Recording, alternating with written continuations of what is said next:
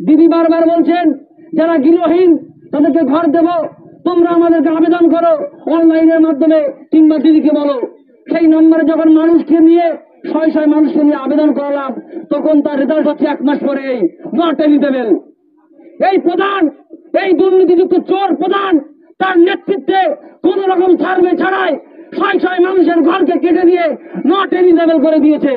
তার মানেটা কি? প্রধান কি চায়? তিনি তার নিজের লোকগুলোকে রেখে কেটে দিলেন। প্রধানকে বলতে চাই, বাবু আপনাকে যদি কাটতে এতই মজা লাগে তাহলে মাঠে আসুন, সাধারণ মানুষের ঘর দেখুন, দেখে যদি মনে হয় সে অযোগ্য তবে তবে কাটুন।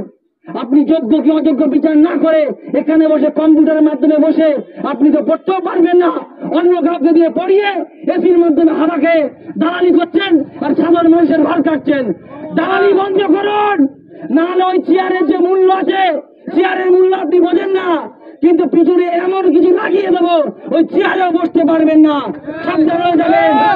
মানুষ কিন্তু আপনার চেয়ারে বসায়নি, আপনি জোর করে বসেছেন। নুননগর সাধারণ মানুষ 14টি আপনাদের জিতিয়েছেন, 13টি বামা এসএফকে জিতিয়েছেন, 3টে নির্দলকে জিতেছেন। আর সেই নির্দল জোচ্চর যারা ছিল সাধারণ মানুষের ভোটে জিতেছে, তাদের সঙ্গে বেইমানি করে আপনাদের সঙ্গে জোটবদ্ধ করে পঞ্চায়েত গঠন করেছে। সুতরাং আপনাদের ক্ষমতা আইনে পঞ্চায়েত গঠন করার, তাই বলবো সাধারণ মানুষকে নিয়ে ফেলবেন না। সাধারণ মানুষ আজকে এসে ভদ্র হয়ে বলতে, আগামী দিন প্রয়োজন করলে এই গেটে তালা মারবো, তালা মারার পরে আপনি বুঝতে পারবেন আপনার ঠিকানা কোথায় হয়।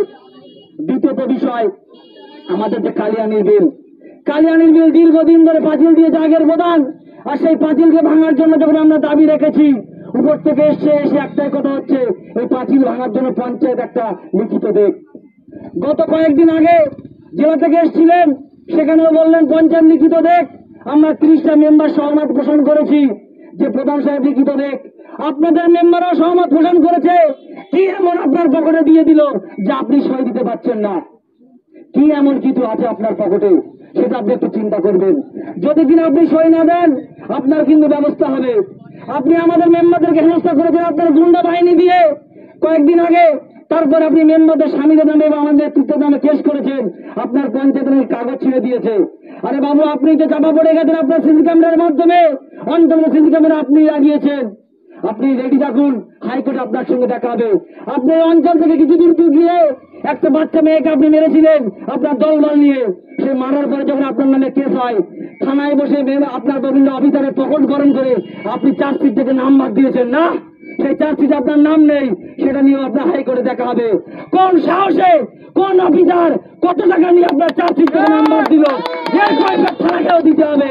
হাইকোর্টে গিয়ে তার ব্যবস্থা আমরা করছি, নাহলে কিন্তু খবর হয়ে যাবে। সেই সঙ্গে ঘর কাটার একটা বাস্তবতা থাকে, একটা উদাহরণ থাকে।